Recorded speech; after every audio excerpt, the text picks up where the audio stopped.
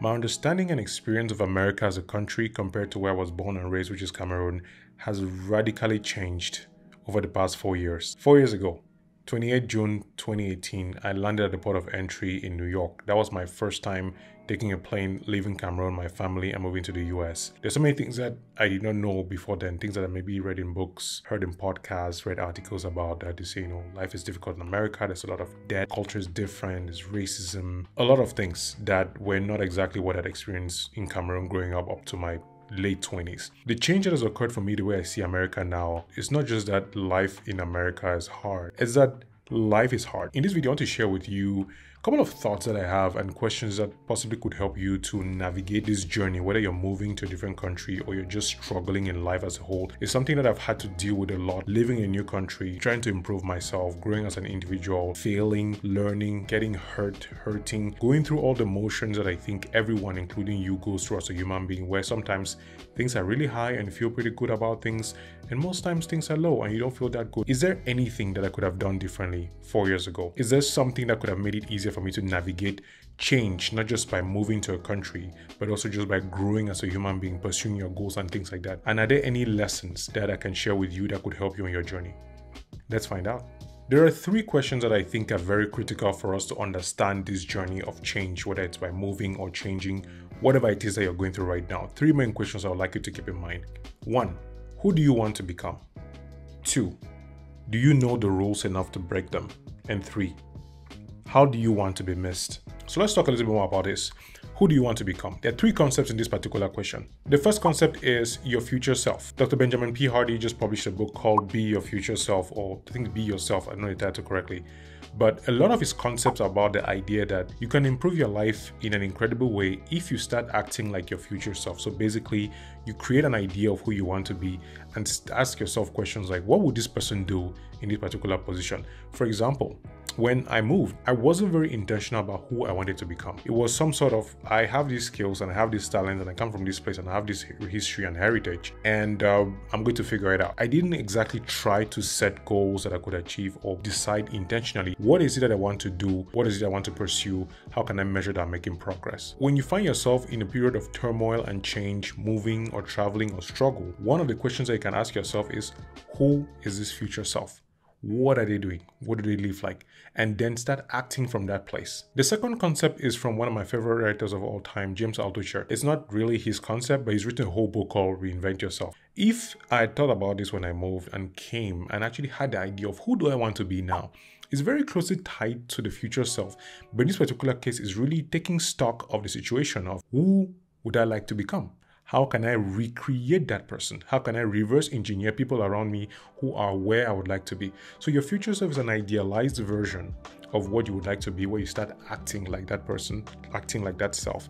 But when you're reinventing yourself, you're taking all the baggage, all the history, all the bad things, all the failures, and you're deciding to recreate a new you.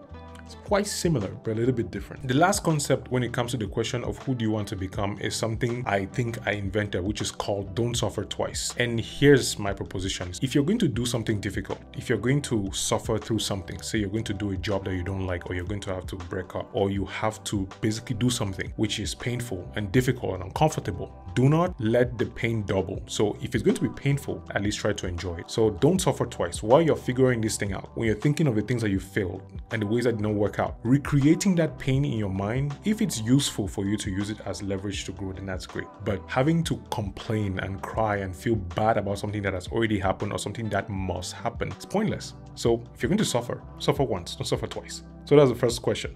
Who do you want to become? 3 concepts: reinvent yourself, your future self, and don't suffer twice. Next question is, do you know the rules enough to break them? So back in Cameroon, one of the jobs that I really liked, I worked as an event manager here, which was a restaurant/art center. I got picked for that job because of my talent and skills. I was writing on social media and my mentor at the time found my writing, and that's how we connected, and eventually I started working there. So there was no concept for me when I came about the idea of actually understanding the rules to break them. One example that I've been thinking about a lot recently about communication. If you are in a car and someone who doesn't know how to drive takes the wheel, of course you tell them, hey, dude, just stop. You don't know how to drive. You have no driver's license. I would rather we'll find somebody who can drive. When it comes to driving, we want to make sure that the person who is driving knows what they're talking about. For example, when he's doing surgery, you want the person to actually be a surgeon, to have gone to school. So we want people who are qualified to do the things that we want them to do. But here's the interesting part that I want to bring up here.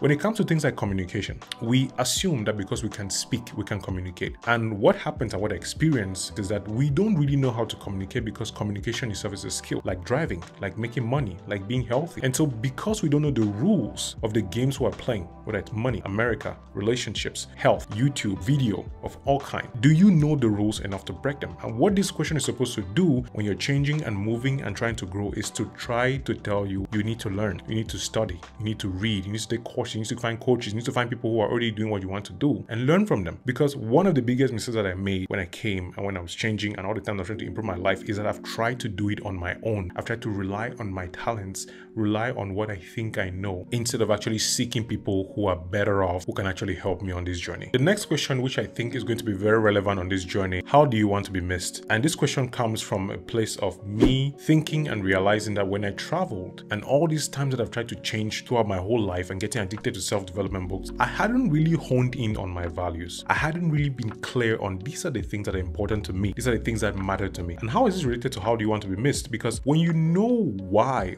what you're doing, when you know your purpose, when you know your goals, when you're intentional, when you're self-aware enough to take on a self-improvement journey, because self-awareness is very critical to self-improvement, the way you move is different. You're no longer watching everybody or paying attention to what everybody else is doing. It doesn't bother you a lot when you move to a country like America and everybody's saying, hey, go do nursing, hey, go do this, and you are like, hey, I know what I'm doing. I know why I'm doing it. Because, by the way, one, you've reinvented yourself, you figured out who you want to become.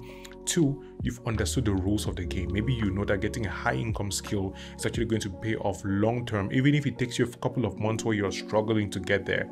We're better for you. How do you want to be missed? This is the third question, because as much as life is changing and life is difficult and life in America is hard, one of the things that I've come to really understand, which I talk about the radically changing view of America, is that in the beginning, I often had this thing that I would tell people, hey, America is just like Cameroon. The problems are different. You know, it's like if you cannot make it in Cameroon, you cannot make it in America. And one of the things that I've come to understand a lot more now, and it hurts me to think about the fact that I used to peddle this language of wherever you are, you're going to improve your life. Wherever you are, you can be fine, you can improve. One thing I've come to really understand is this: America creates an environment that allows people to thrive if they're willing to work and play within the rules of the system that they understand. Cameroon and many other countries do not provide those for people who work the hardest. Are there people who succeed in both countries? Yes. But is it easier to succeed in one country than the other?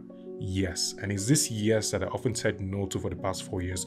And I've had many conversations and a lot of evidence that shows that life is hard in America for people who have not seen the contrary. Because when people travel, and I have traveled and I've seen what is possible here, then it gets almost level ground. You realize it's not so much about the resources anymore. It's about your ability to hustle. So if you're going to change and move, wherever you go, there you'll be. So how do you want to be missed? When you travel, do you want to be the one who sends money to the family? Do you want to be the one who pulls everybody up? Do you want to be the one who becomes the rich uncle that nobody wants to talk to because they have so much money that they can't listen to anybody's opinion?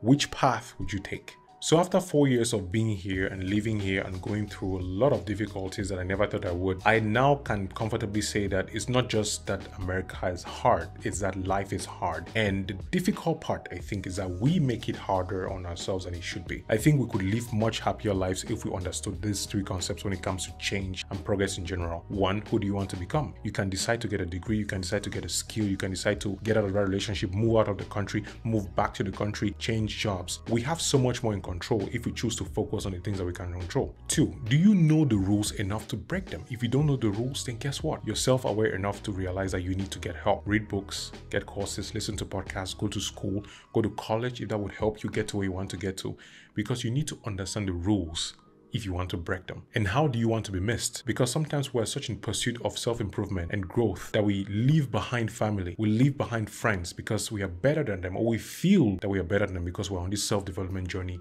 and nobody gets us and nobody gets the quotes that we're putting out. If that's the way you want to be missed by the sole lone wolf who was pursuing their goal and not caring what anybody said to the point of dying by themselves and nobody showing up at their funeral, if that's the path that you choose, at least choose it intentionally. Just remember a couple of things. You can't change the past, but you can use the past to inform your future. And wherever you go, there you are. Because this is the one caveat about this whole life in America is difficult versus life in Cameroon or life anywhere, is that there are people who travel and they still live the same way that they were living back in Cameroon. The only difference at this time, they're in air-conditioned homes, they're able to access credit, they're able to get cars that they will never pay for, they're going to get houses that they can't afford. So they basically are the same people. If you are lazy inside, no amount of money, no amount of travel could change that.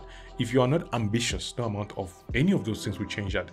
You have to do the inner work that will now show up wherever you are. Because if you are hardworking and you're in Cameroon and there's no way for you to travel, well, you probably find a way to make it in Cameroon.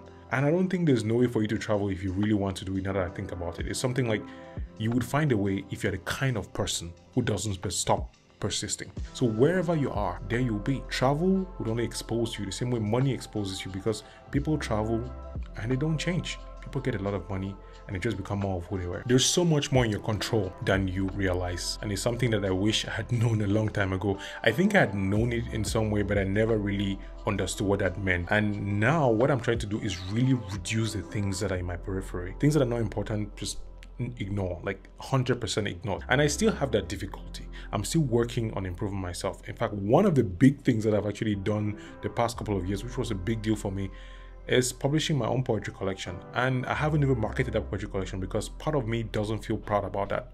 But that's a whole other conversation for another video. So thank you so much for watching this video. I'm really appreciative of your time.